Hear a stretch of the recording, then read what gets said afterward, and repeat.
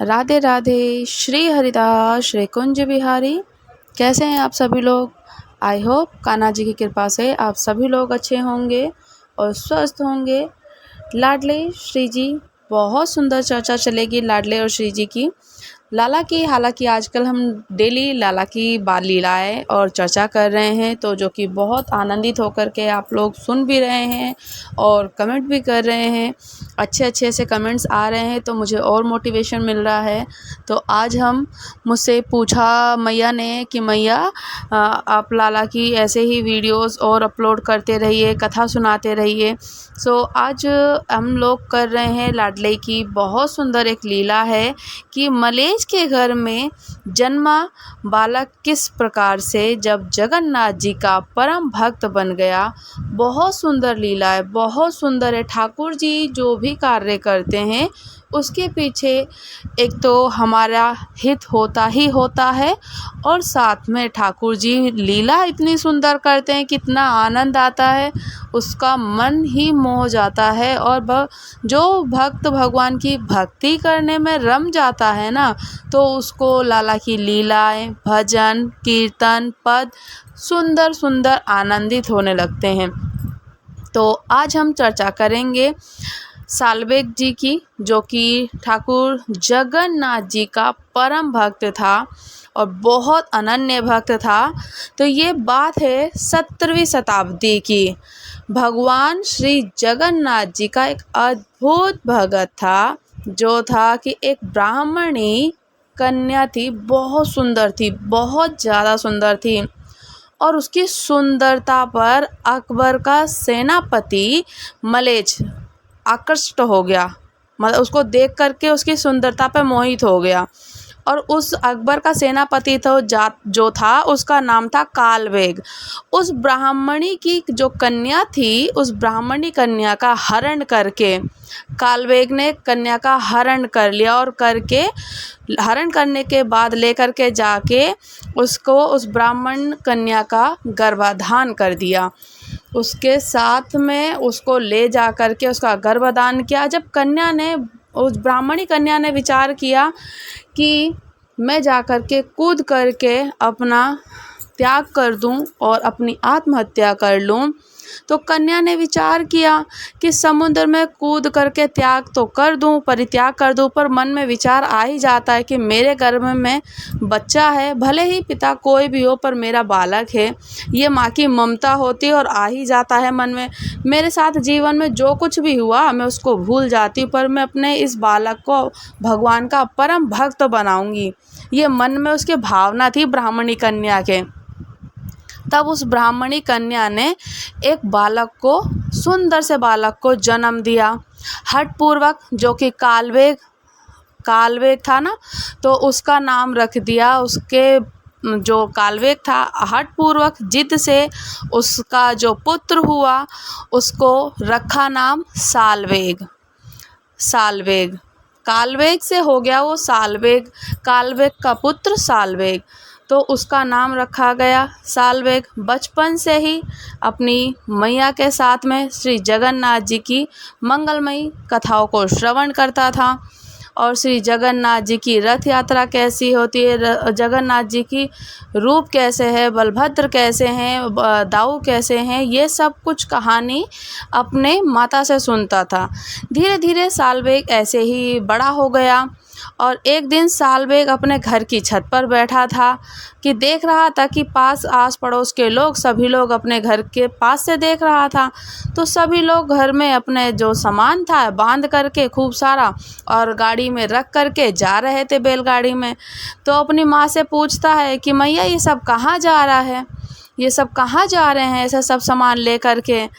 और ऐसे ही बात करते करते तो बोल रहे हैं कि ये सब चीज़ देखा है, क्योंकि मैया से कहानी सुनते हैं ना जगन्नाथ जी की।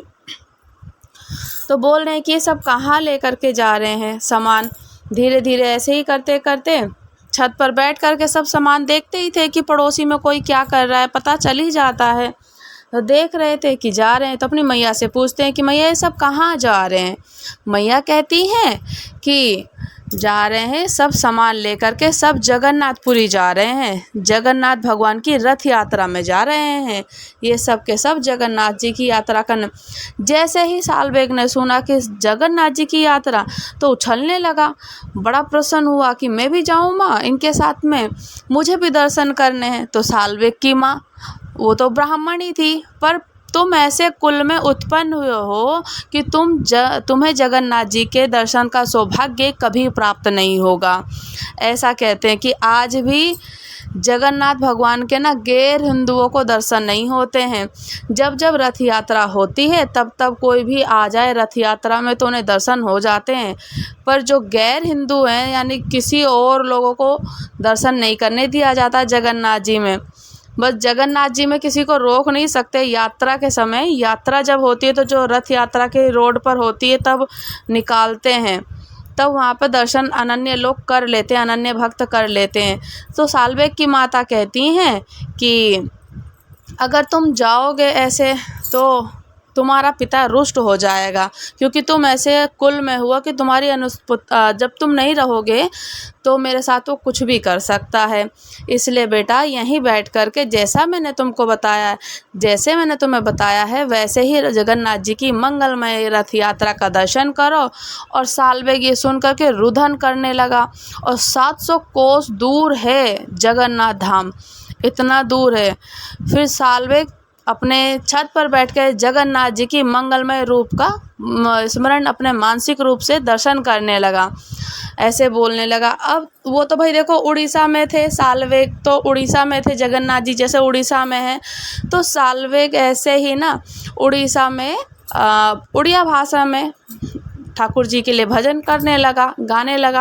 अब वो उड़िया भाषा तो हमें समझ में आती नहीं है, क्योंकि मुझे तो अगर उड़िया क्या, मुझे तो हिंदी में भी कोई भजन ऐसे नहीं आते हैं, 2 लाइन ही होते हैं इसमें, तो मैं एक ही लाइन गा देती हूँ, वृंदावन प्यारो वृंदावन।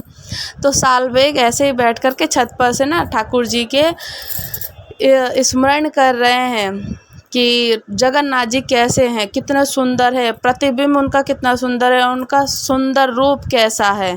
ऐसे ऐसे अपने मानसिक रूप से ठाकुर जी जगन्नाथ जी का मन में लेकर के स्मरण करके कर रहे हैं कि ठाकुर जी कितने सुंदर दर्शन दे रहे हैं। आज उन्होंने कितने सुंदर तरीके से अपने पग पहन रखे हैं और उनके नाक पे नथुनी लगी होती है, हमेशा ठाकुर जी के नथुनी लगी होती है ना जगन्नाथ जी की। उनके नेत्र कितने बड़े बड़े हैं, उनके अच्छे से वस्त्र धारण करे हैं, उन्होंने खूब सुंदर कपड़े पहने। ऐसे कह कर के बहुत सुंदर रूप से आनंदित हो कर के अपने मन में मानसिक सेवा कर रहे हैं।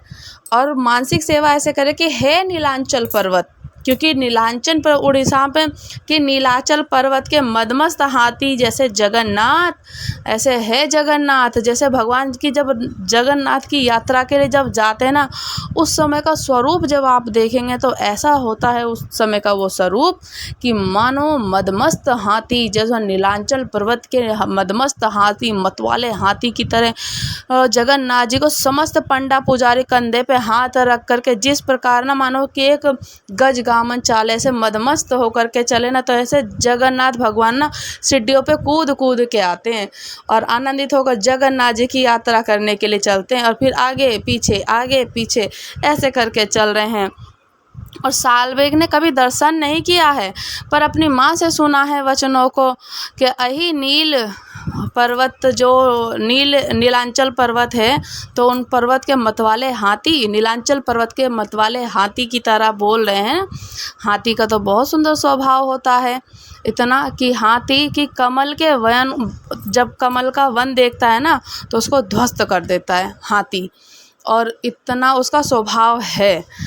तो सालबेग कहता है भगवान जगन्नाथ जी से कि हे नीलांचल पर्वत के मदमस्त मत वाले हाथी की तरह से उनको संबोधित कर रहा है, अपनी उड़िया भाषा में पद गा रहा है कि मैंने पूर्व जन्म के कोई पाप किए हैं जगन्नाथ भगवान, कि जो मैं आपके दर्शन का अधिकारी नहीं हूँ, कि आप आकर के मेरे उन पाप रूपी कमल के बगीचों को आकर के ध्वस्त कर दीजिए और मुझे अपना दर्शन करा दीजिए। जो मेरे पाप हैं पूर्व जन्म के, तो मेरे आप उस चीज़ को ना जो पाप है उसको ख़त्म कर दो और मुझे आप आकर के दर्शन दीजिए। जब साल्वेग ये बात बोलता है, जब स्तुति गा रहे, पद गा रहे थे ना, तो जगन्नाथ भगवान ना मंदिर से उतर के, जगन्नाथ भगवान मंदिर से उतर के जैसे ही रथ में आरूढ़ होते हैं, बैठते हैं रथ यात्रा के, ठाकुर जी के करोड़ों भक्त उनको दिख नहीं रहे हैं, क्योंकि साल्वेग की मंगलमय स्तुति सुनाई दे रही है। एक मलेच्छ है, जबकि मुस्लिम बालक है वो, कालवेग का पुत्र साल्वेग, और माता है ब्राह्मणी। बलभद्र जी का रथ तो चल पड़ा, सुभद्रा का रथ चढ़ पड़ा, और भद्र दाऊ का करोड़ों की भीड़ आती है। और बड़े बड़े मदमस्त हाथियों ने, और सब लोग आते हैं कि जब हाथी के जैसे रथ खींचते हैं ना, तो इंसान वहाँ पे इतने हैं कि सुबह शाम हो गई, रथ ठाकुर जी का खींच नहीं रहा है, हिल भी नहीं रहा है। बल जी का रथ आगे चल पड़ा, सुमित्रा मैया का आगे चल पड़ा। अब तो भाई रथ इतने लोग खींचने में लगे हुए हैं जगन्नाथ जी के, पर सुबह से शाम हो गई, लेकिन जगन्नाथ जी का रथ टस से मस ना हुआ, बिल्कुल नहीं हिलने को तैयार। जगन्नाथपुरी का राजा आया, राजा ने आकर के भात का भोग लगाया, रसगुल्ले का भोग लगाया, ठाकुर जी को बहुत बहुत प्रणाम किया, बार बार उनके चरणों में प्रणाम किया। ठाकुर जी, हमसे कोई गलती हो गई, कोई क्षमा हो गई है कि हम लोग से कोई गलती हुई कि आप आगे बढ़ क्यों नहीं रहे हो? सब लोग प्रतीक्षा कर रहे हैं जहाँ तक आपकी दृष्टि पड़ रही है। तो ऐसे ही बोल रहे कि राजा ध्यानस्थ होकर के बैठे, स्वप्न में भगवान जगन्नाथ जी बिल्कुल ही एकदम से, जैसे कि एक बोलते हैं ना कि आपसे कि ठाकुर जी बहुत समय हो चुका है, आप आगे बढ़ क्यों नहीं रहे हैं? कि देखिए आपकी जहाँ तक नज़र जा रही है सभी लोग आपके दर्शन के लिए आतुर हैं, आपको प्रतीक्षा एक टकटकी लगा करके देख रहे हैं, कृपया करके आप आगे बढ़िए। ऐसा उनके वहाँ राजा हैं, उड़िया के राजा, वो बोल रहे हैं। तो तब भी रथ टस से मस ना हो बिल्कुल ही। अब तो बोलते हैं जब राजा ध्यान में ध्यानस्थ होकर के बैठते हैं, और जैसे ही ध्यानस्थ होकर के बैठते हैं, भगवान जगन्नाथ जी आकर के उनके स्वप्न में आकर के दर्शन देते हैं और कहते हैं कि आज मेरे रथ को खींचने के लिए एक भी व्यक्ति आया क्यों नहीं जगन्नाथपुरी में। ठाकुर जी कहते हैं, जगन्नाथ जी कहते हैं कि एक भी व्यक्ति मेरे जगन्नाथपुरी में मेरे रथ को खींचने के लिए क्यों नहीं आया। राजा बोलता है कि अब राजा बोल रहा है कि ठाकुर जगन्नाथ जी, आप अपने इतने बड़े नेत्र हैं, आपके अपने नेत्रों से, आप इतने बड़े नेत्रों से खोल करके देखिए, जहाँ तक आपकी नज़र के रथ लोग खड़े हैं आपके रथ को खींचने के लिए, आप कैसा कह रहे हैं कि कोई आया नहीं। अब जगन्नाथ भगवान रुदन करने लगे और कहते कि हे राजन, आज मुझको केवल साल्वेग दिख रहा है, मुझको और कोई नहीं दिख रहा है। कैसे भी करो व्यवस्था करके साल्वेग को बुलवाओ, वो आकर के जब हाथ से अपने रथ में हाथ लगवाएगा ना, तभी रथ आगे बढ़ेगा। राजा ने 700 कोस दूर पालकी भेजी थी, और साल्वेग अपने छत पर खड़ा रुदन कर रहा है, जगन्नाथ जी की मंगल स्तुति कर रहा है, और राजा की समस्त लोकपाल सब गए, साल्वेग को पालकी में लेकर के आए। जो करोड़ों लोग जगन्नाथ जी के दर्शन के लिए आए थे, जो आतुर थे, जब अब जगन्नाथ जी को कोई नहीं देख रहा है, उस समय ना ऐसा मतलब कहते हैं ना कि किसी चीज़ को मतलब हम लोग ये देखें कि हाँ, अब हमारे मन में और उत्साह है कि कौन ऐसा है। अब तो जितने करोड़ों भक्त आए थे, कोई जगन्नाथ जी को नहीं देख रहा है, कोई भी जगन्नाथ जी। अब तो सबको प्रतीक्षा थी कि साल्वेग कौन है, ऐसा कौन भक्त है कि जिसके लिए जगन्नाथ जी रथ आगे नहीं बढ़ा रहे हैं, कौन ऐसा भक्त है। अब तो सबको, जो जितने करोड़ों भक्त थे वहाँ पे जगन्नाथ जी में, सबको बड़ा आनंद आया, और सब लोग प्रतीक्षा कर रहे हैं कि साल्वेग कौन है ऐसा, कि अब देखें तो सही कि एक मलेच्छ का बालक साल्वेग जब पालकी में बैठकर, जब करोड़ों जनसंख्या के बीच में प्रकट होता है, साल्वेग का रथ पर बैठे हुए जगन्नाथ जी का विग्रह मानो मदमस्त होकर मतवाले हाथी एकदम मचल पड़े, एकदम राजा को आज्ञा करते हैं कि साल्वेग को लेकर के आओ और आकर के मेरे समक्ष इसको दिखाओ। साल्वेग पालकी से उतरता है, रथ पर चढ़ता है, करोड़ों लोग देख रहे हैं। जिस ठाकुर जी का दर्शन करने के लिए, दर्शन यानी कि उनको स्पर्श करने का अधिकार जिन मलेच्छों को नहीं है, वो आज साल्वेग जो मलेच्छ का बालक है ना, वो देख रहा है, ठाकुर जी को स्पर्श कर रहा है, जगन्नाथ कर रहा है, जगन्नाथ भगवान जी का पहली बार दर्शन कर रहा है। ये भुजाएं मानो तेरे ही आलिंगन के लिए, तुझे ही गले लगाने के लिए ही खड़ी कर रखी हैं। आजा साल्वेग, आजा, मुझे आलिंगन कर ले। जगन्नाथ जी बोले, जैसे ही जगन्नाथ भगवान जी को साल्वेग ने दर्शन और आलिंगन किए ना, तो आलिंगन करते ही मानो जगन्नाथ भगवान जी का अपने आप ही रथ बिना किसी के हाथ लगाए अपने आप आगे बढ़ पड़ा। इतनी परम भक्ति थी, इसे कहते हैं प्रपन्न भक्ति। और इतना आनंद ये भक्त का होता है ना, कि प्रपन्नता मतलब ठाकुर जी की भक्ति परम होकर के, क्योंकि मलेच्छ का बालक है और उसने अपनी माता के द्वारा सुना है ठाकुर जगन्नाथ जी की भक्ति, और ऐसी अद्भुत कथाएं सुनी थी। साल्वेग ने पूरी स्तुति गा दी थी, और उस स्तुति को वो उड़िया भाषा में गा रहे थे, क्योंकि वो हमें नहीं पता है, पर जगन्नाथ भगवान जी भाव जानते थे, जगन्नाथ भगवान जानते थे उनका भाव। तो उनको अपनी भक्ति का दर्शन करवाने के लिए, उनको आलिंगन का अपने रथ खिंचवाने के लिए, कि भगवान है नीलांचल पर्वत के मदमस्त हाथी, मैं ऐसा कौन से मैंने पुण्य पाप करे थे पिछले जन्म में, कि आपने मुझे इस युग में, इस मतलब उसमें जो कहते हैं ना कि इस युग में और ऐसे कुल में जन्म दिया है कि मैं आपके दर्शन तक नहीं कर सकता। तो जो भी मेरे से गलती हुई है, जो भी मेरे पाप हैं, जो तो वो आप मेरे जैसे हाथी देखता है ना कि कमल के फूल को देखता है, और कमल के फूलों का बगीचा देख लेना, तो वो उनको ध्वस्त कर देता है, एकदम नष्ट कर देता है। तो आप भी आकर के मेरे उन पापों को नष्ट कर दीजिए, ध्वस्त कर दीजिए, कृपया करके मुझे दर्शन दीजिए।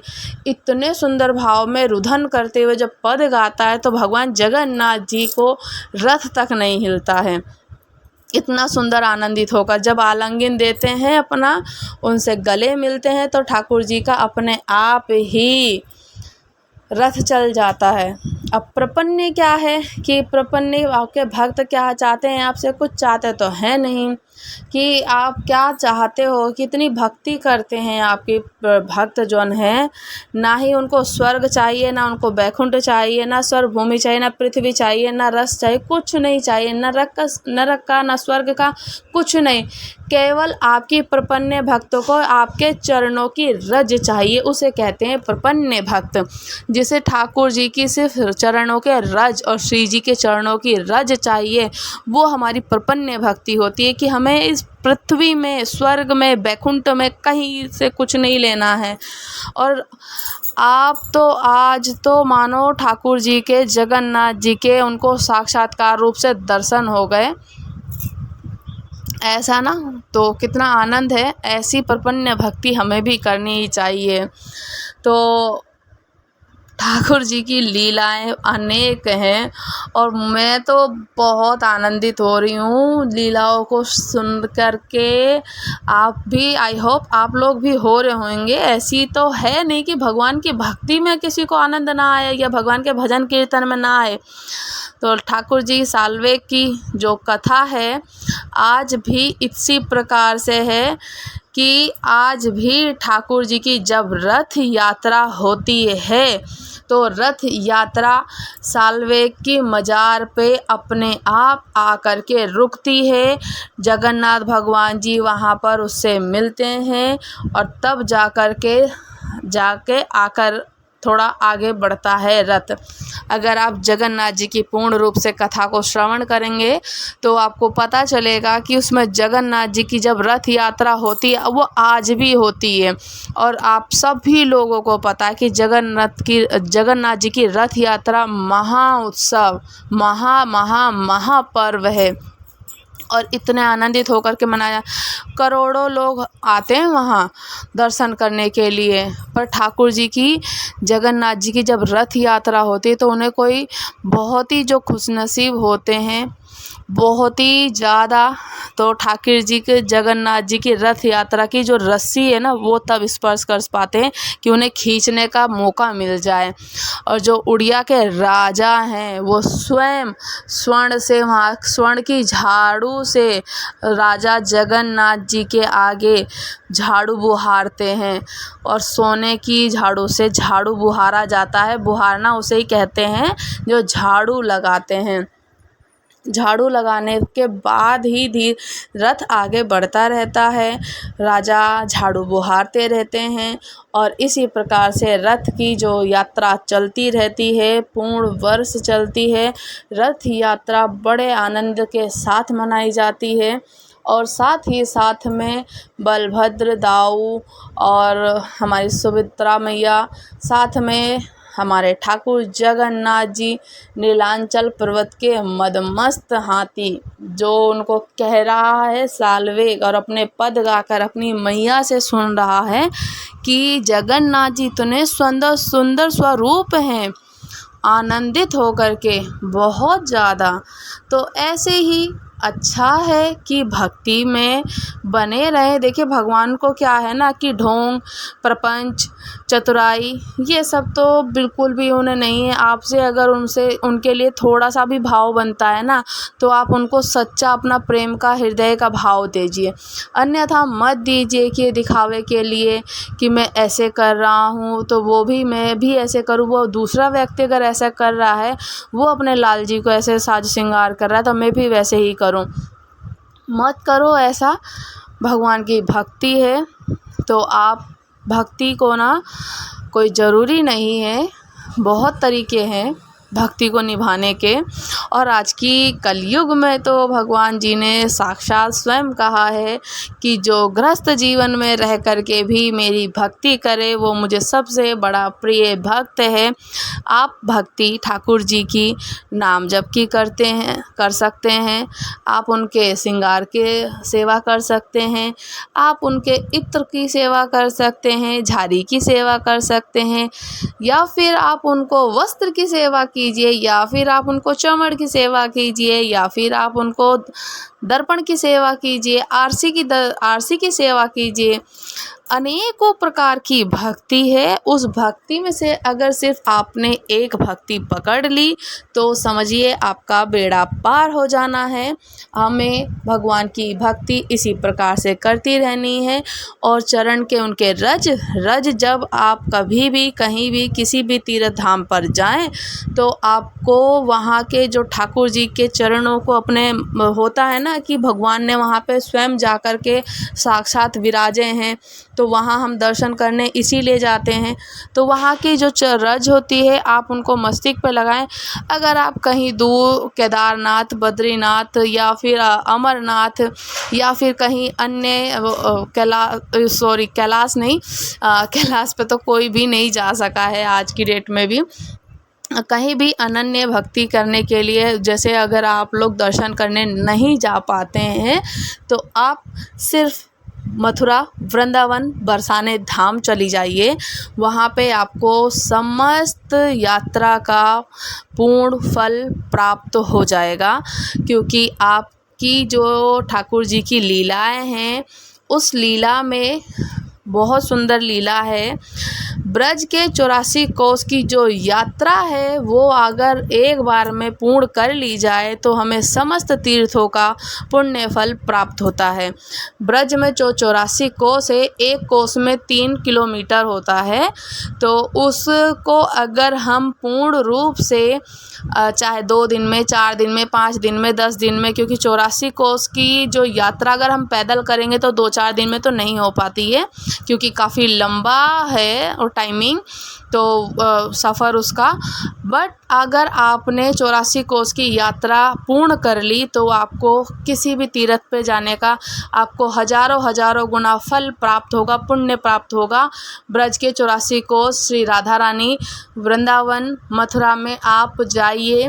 वहाँ पे ठाकुर जी के, बांके बिहारी लाल जी के, राधा वल्लभ जी के, श्री राधा रानी जी के, गोपेश्वर महादेव जी के, और निधि वन में जाइए। जहाँ जहाँ ठाकुर जी की श्री विग्रह हैं, ठाकुर जी स्वयं हैं, वहाँ पर खुद विराजे हैं।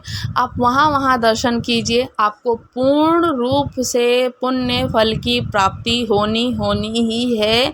और आपको कहीं भी किसी भी जगह फिर तीर्थ पे अगर आप नहीं जा पा रहे हो तो कोई बात नहीं है, आप पुनः रूप से आपको पूर्ण रूप से फल प्राप्त होगा। और ठाकुर जी की, श्री जी की कृपा है। श्री जी हमारी इतनी करुणामयी हैं, सब जानते हैं कि श्री जी के तो चरण दबाते हैं हमारे श्याम सुंदर जी। खुद उनके चरणों की सेवा करी है हमारे ठाकुर जी ने, तो हम लोग तो उनके लिए एक तुच्छ से प्राणी हैं। तो हम जब उनकी शरणागति में चले जाएं, हमारी श्यामा जो इतनी करुणामयी हैं, इतनी करुणामयी है, उनको ऐसे ही करुणामयी नहीं कहा जाता है, बरसाने वाली, यानी कि भर भर के अपनी कृपा बरसाती हैं वो, भर भर के, तो इसीलिए उनको करुणामयी कहा जाता है। तो आप लोग चैनल को लाइक कीजिएगा, कमेंट कीजिएगा, शेयर कीजिएगा। राधे राधे, श्री हरिदास।